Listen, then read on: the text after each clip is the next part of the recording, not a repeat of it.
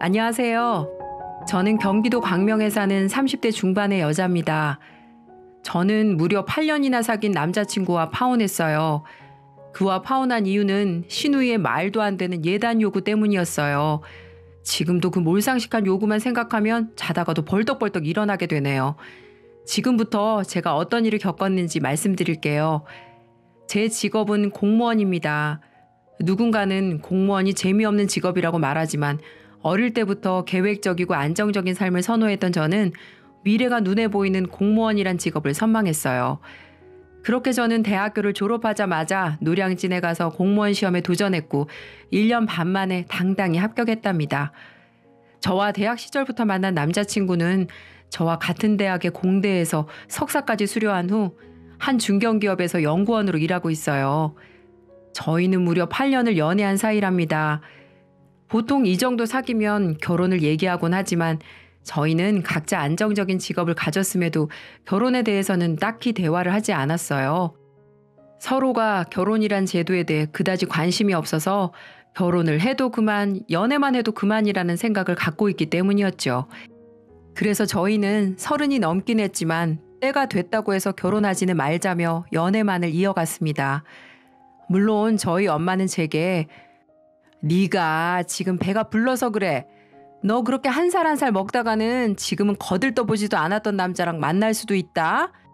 그러니까 엄마 말 듣고 지금 남자친구 졸라서 결혼해.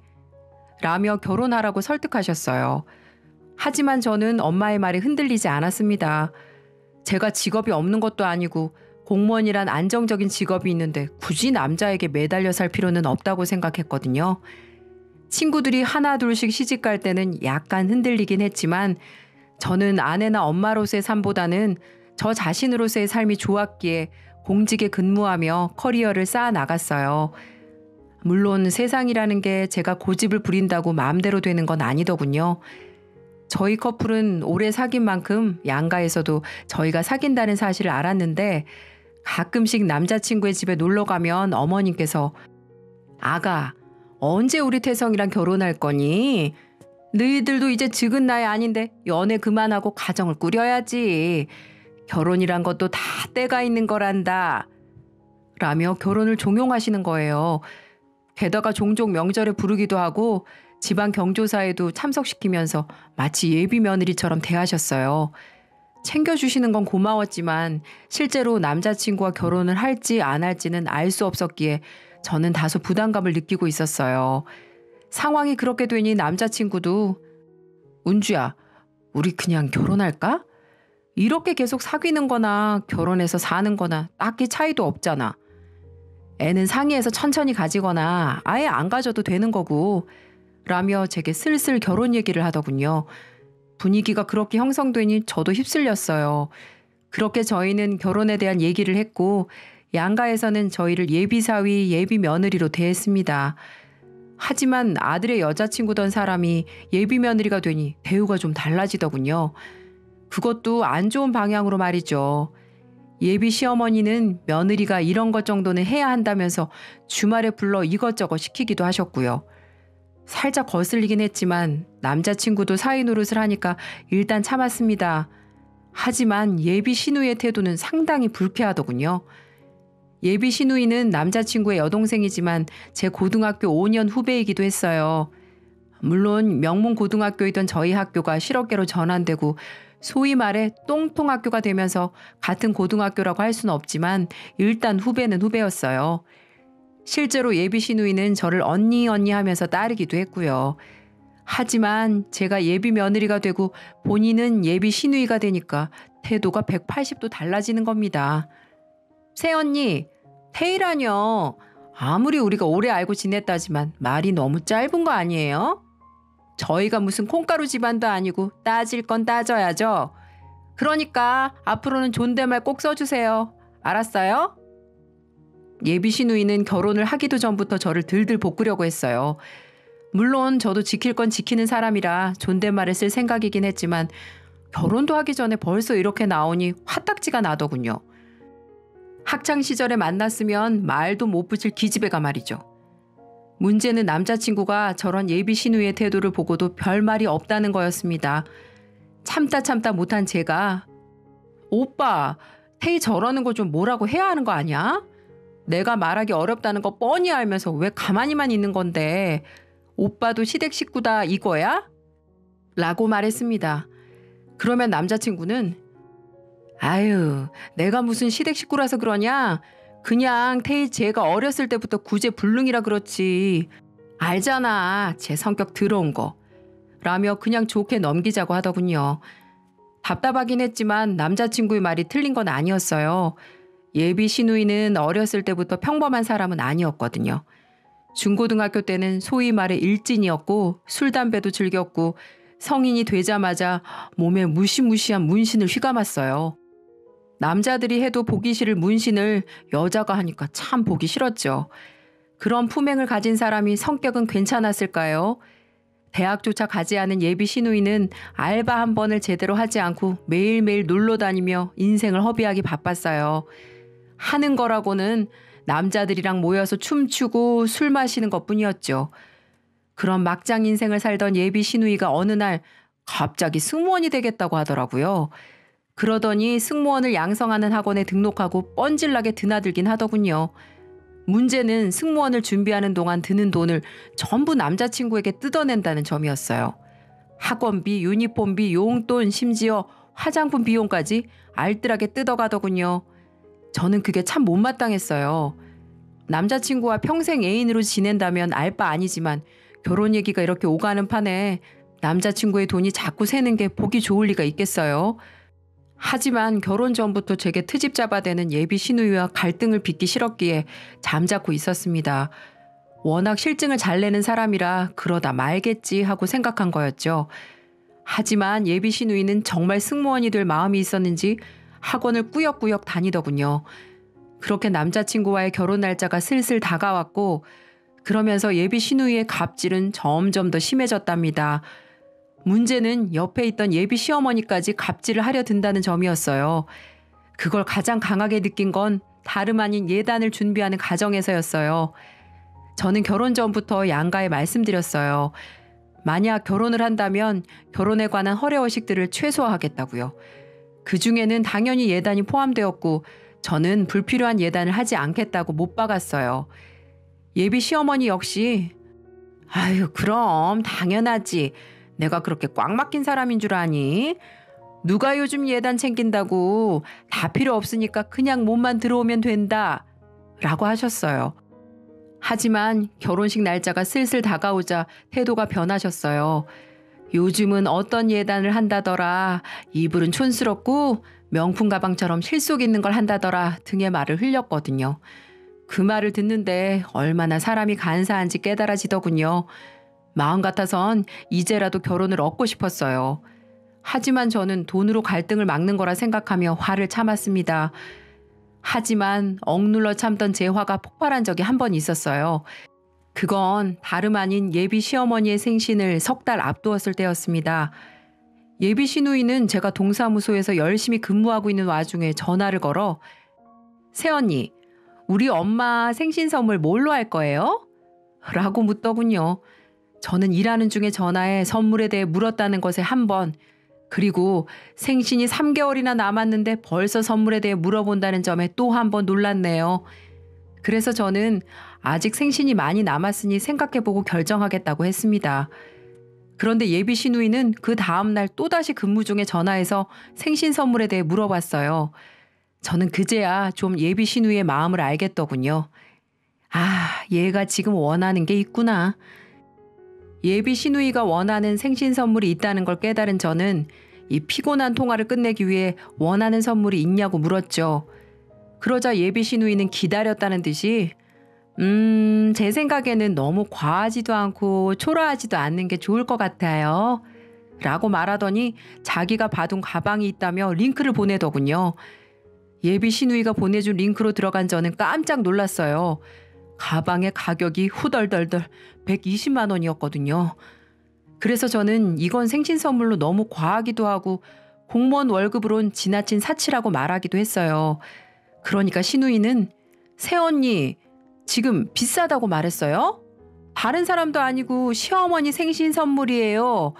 근데 고작 120만 원짜리 가방도 선물을 못하겠다고요? 새언니 지금 결혼할 생각이 있기나 하세요? 라고 하더군요. 심지어 연구원 남자친구와 결혼하려면 이 정도는 기본으로 해야 하는 거라면서 훈수까지 두더군요. 기가 찼습니다. 막말로 의사나 변호사도 아니고 연구원이면서 뭘 그렇게 재나 싶었어요. 직업만 따지자면 제 직업이 그렇게 빠지는 것도 아니었고요. 이건 선을 넘어도 한참 넘었다고 생각한 저는 옆자리 선배에게 화장실 다녀온다고 하고 동사무소 밖으로 빠져나갔어요. 그리고 아무도 제 통화를 듣지 못할 곳으로 가서 야, 이태희, 내가 지금 근무 중이라 길게 말 못하니까 한 번에 알아들어. 나는 아까 네가 보낸 120만 원짜리 가방 못해. 우리가 재벌집도 아니고 생신 선물로 100만 원이 넘는 가방을 드린다는 게 말이 되니? 난 그냥 10만 원대 화장품 선물할 거니까 그냥 그런 줄 알아. 정 그 가방 드리고 싶으면 네가 직접 사드리든지 알아서 하고 라고 말했어요. 그러자 예비 시누이는 소리를 버럭 지르며 지금 말 다 했냐고, 그리고 내가 돈이 어디 있어서 그 비싼 가방을 사드리냐고 말하더군요. 그래서 저는 사드릴 능력이 안 되면 그냥 말 것이지 왜 다른 사람 들들 볶아서 선물을 하게 만드냐고, 효도를 할 거면 네가 직접 하라고 했습니다. 그러자 예비 시누이는 자기를 무시하냐며 길길이 날뛰더군요. 예비 시누이는 말이 끊기지 않을 정도로 계속해서 쏘아붙였지만 그 말엔 아무런 논리도 없었어요. 무능력함을 포장하기 위해 언성을 높이는 것에 불과했거든요. 퇴근 후 남자친구를 만난 저는 이 사실을 알렸어요. 그러자 남자친구는 예비 시누이를 감싸며 뭐 그런 걸 가지고 말싸움을 했냐고 사과하라고 하더군요. 그래서 저는 뭐? 그러면 정말 그 비싼 가방을 사드리란 말이야? 내 벌이에 그게 말이 돼? 그리고 결혼하기도 전에 120만 원짜리 사드리면 앞으로는 대체 얼마짜리를 사드려야 해? 라고 따졌죠. 그러자 남자친구는 딱히 할 말이 없는지 웅얼거리더군요. 하지만 끝까지 예비 시누이 욕은 하지 않았어요. 분명 연애 시절에는 철부지 여동생의 욕을 매일같이 하던 사람인데 결혼을 앞두니 조금의 비판도 하지 않는 거예요. 저는 그런 남자친구와 예비 시댁 식구들을 바라보며 조금씩 불안감을 느꼈어요. 그리고 지금이라도 도망쳐야 하는 거 아닌가 하는 고민을 했습니다. 그렇게 결혼식을 3개월 앞두었을 때 일이 터졌어요. 평일 내내 근무를 하고 토요일에 늦잠을 푸지게 자고 있는데 핸드폰이 울리는 거예요. 누군가 싶어 화면을 봤더니 예비 시어머니인 거 있죠. 전화를 받아보니 할 얘기가 있다며 점심을 같이 하자고 하시더군요. 거절할까 했지만 남자친구와 결혼하면 자주 볼 사이라 저는 짜증을 억누른 채 약속 장소로 나갔습니다. 그곳에는 예비 시어머니뿐 아니라 예비 시누이까지 함께 있더군요. 예비 시누이와 생신 선물 문제로 다투었던 저는 인사도 없이 자리에 앉았어요. 그러자 예비 시어머니가 먼저 입을 여시더군요. 이제 몇 개월 후에 결혼하면 한 가족이 되는 거나 마찬가지인데 이렇게 지내서야 되겠니? 그래서 식 올리기 전에 풀라고 자리 만들었다. 그러니 괜히 결혼식 분위기 망치지 말고 여기에서 다 풀고 가자꾸나. 예비 시어머니의 말씀이 떨어졌지만 저와 예비 시누이는 아무런 말이 없었어요. 자존심 탓에 먼저 사과를 하고 싶지 않았던 거죠. 잠깐의 정적 후 먼저 입을 연 건 저였어요. 그래도 제가 언니니까 먼저 사과하기로 했죠. 아가씨, 그때 일은 미안했어요. 아가씨가 어머님 기쁘게 해드리려고 미리 계획 세운 건데 제가 괜히 예민하게 반응했어요. 미안해요. 늦었지만 이제라도 사과드릴게요. 솔직히 미안한 점은 별로 없었지만 예비 시어머니께서 자리를 만들어주기도 하셨으니 저는 풀려고 했어요. 하지만 예비 시누이는 풀 마음이 전혀 없는지 그때 제가 했던 말들을 조목조목 반박하며 제 속을 긁더군요. 새언니는 제가 뭐 게을러 터져서 일을 안 하는 줄 알아요? 우울증 때문에 그래요. 우울증 때문에. 그것만 아니면 저도 밖에 나가서 진작 돈 벌고 새언니한테 손 벌리지 않고 엄마한테 선물 드렸다고요. 근데 그런 저를 그렇게 무능한 백수 취급하면서 꼽을 줘요? 예비 시누이는 화해를 하는 게 아니라 말다툼을 반복하려는 듯 했어요. 저는 우라가 치밀었지만 꾹꾹 누르며 그럴 의도가 아니었지만 그렇게 들렸다며 미안하다고 말했죠. 그렇게 몇 마디를 더 쏘아붙이던 예비 시누이는 갑자기 미안하면 나 문신 좀 지우게 돈 좀 보태주든가요. 갑작스러운 말에 뻥찐 저는 무슨 말이냐고 물었죠. 그러자 예비 시누이는 자기가 승무원 학원을 수료하고 면접을 봐야 하는데 어릴 때 했던 문신들 때문에 면접을 못 가겠다는 겁니다. 그래서 문신을 지울 돈이 필요한데 그 돈을 제게 해달라는 거예요. 어처구니가 없어서 자기가 철없이 온몸에 문신을 휘감아 놓고 아무런 관계도 없는 저한테 왜 문신 지울 비용을 달라고 할까요? 저는 일단 문신을 지우는데 얼마나 필요하다고 물었습니다. 그러자 문신이 워낙 많고 한꺼번에 지워지는 게 아니라 1,000만 원은 필요하다고 하더군요. 아니 아가씨, 1,000만 원은 너무한 거 아니에요? 제가 웬만하면 좀 보태려고 했는데 그건 좀 심했죠. 어떻게 저한테 1,000만 원을 달라고 하세요? 저는 돈 빨아먹는 거머리 같은 예비 시누이를 떼어내기 위해서라도 문신 제거 비용을 좀 주려고 했어요. 인심 써서 200~300 정도는 예상했었죠. 그런데 1,000만 원이라니? 아무리 마음을 넉넉하게 먹는다고 해도 그건 아니었어요. 그때 예비 시누이는 회심의 카드를 꺼내듯 예단 얘기를 꺼내더군요. 어차피 새언니 결혼할 때 우리 가족들한테 예단 해줘야 할 거 아니에요. 그 안에는 제 목도 있을 테고. 그러니까 눈 딱 감고 1,000만 원 쓰세요. 혹시 알아요? 제가 잘 나가는 승무원 돼서 의사라도 물어올지. 그렇게만 되면 새언니도 덕볼 수 있는 거잖아요. 예비 시누이는 말도 안 되는 소리를 아무렇지 않게 늘어놓더군요. 예비 시어머니 또한 합의된 사안이었는지 조용히 듣고만 있었고요. 저는 그제야 꿀맛 같은 토요일에 저를 불러낸 이유를 깨달았답니다. 예단비로 자기 딸내미 몸에 새겨진 문신 지울 돈을 뜯어낼 생각이었던 거죠. 일단 알았어요. 오빠랑 잠깐 통화 좀 하고 올게요. 기분이 완전 상했던 저는 일단 남자친구와 대화를 해보겠다고 말하고 밖으로 나왔어요. 그리고 곧장 남자친구에게 전화해 자초지종을 설명했죠. 하지만 말 하나 많아더군요. 가재는 개편이라고. 남자친구는 묻지도 따지지도 않고 그 정도 돈은 그냥 해주는 게 마음 편하다고 하더라고요. 어쩔 수 없었던 저는 시댁 식구들이 있는 곳으로 다시 가서 해줄 테니 예약을 잡으라고 말했습니다.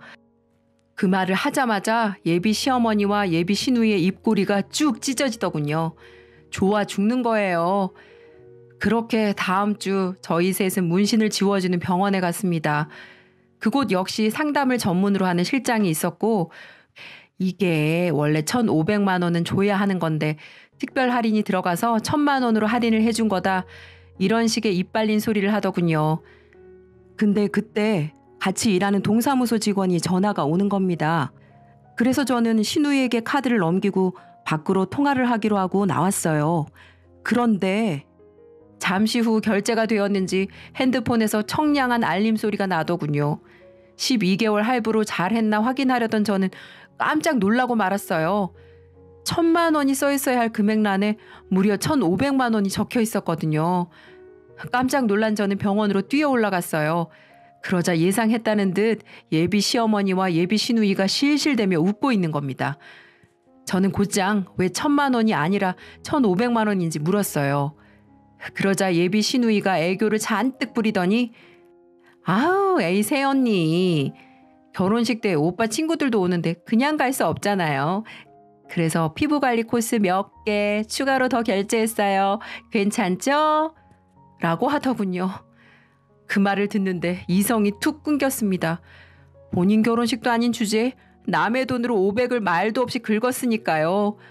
화가 난 저는 제게 찰싹 달라붙은 예비 시누이를 확 밀쳐버리고 피부과 실장에게 갔어요. 그리고 모든 결제를 취소해달라고 했죠.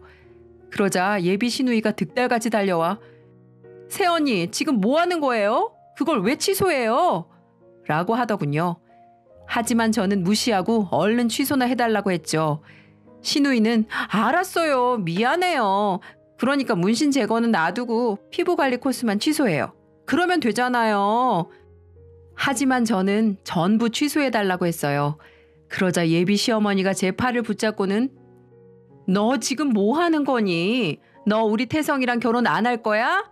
만약 너 이거 취소하면 결혼 안 시킨다? 라고 하더군요.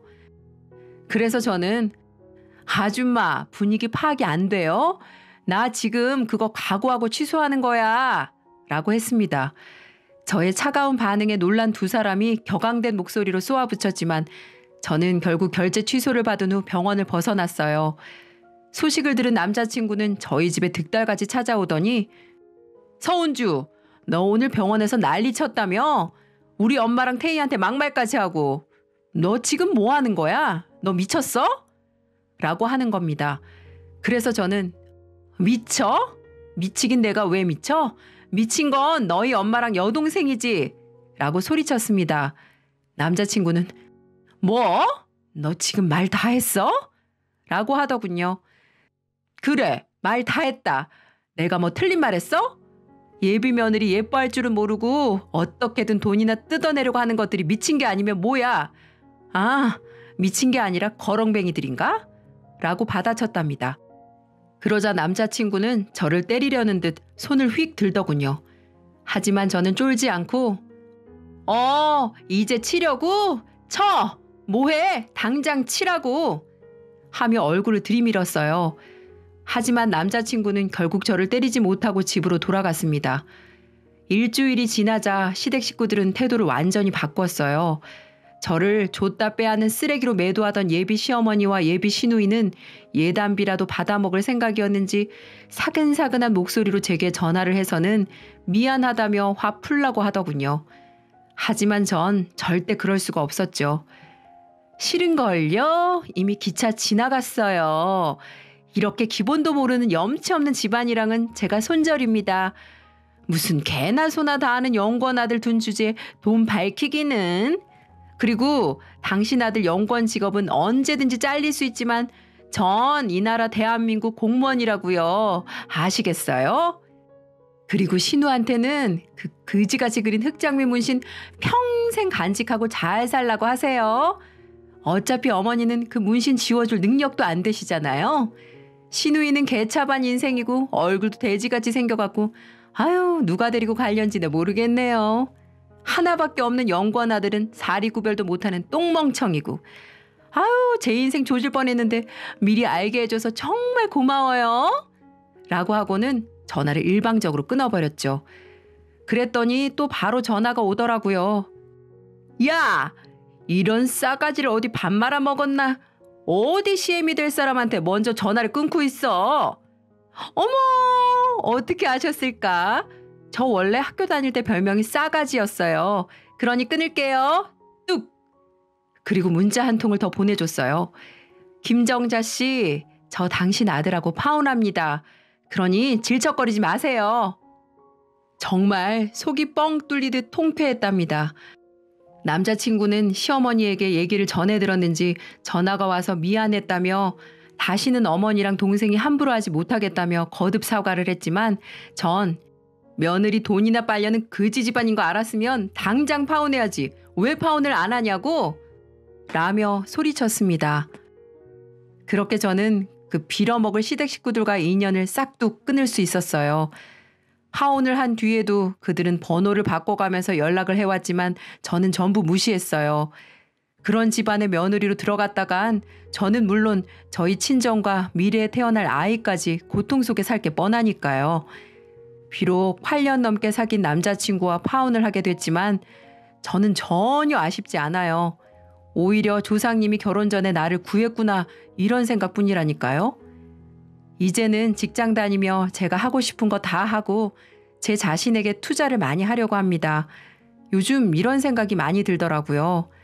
제가 병들고 죽으면 무슨 소용인가 이런 생각 말이에요.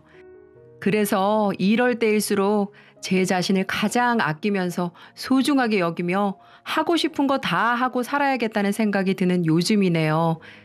이 사연 들으시는 모든 분들 항상 건강하시고 제 긴 사연 지금까지 함께해 주셔서 감사합니다.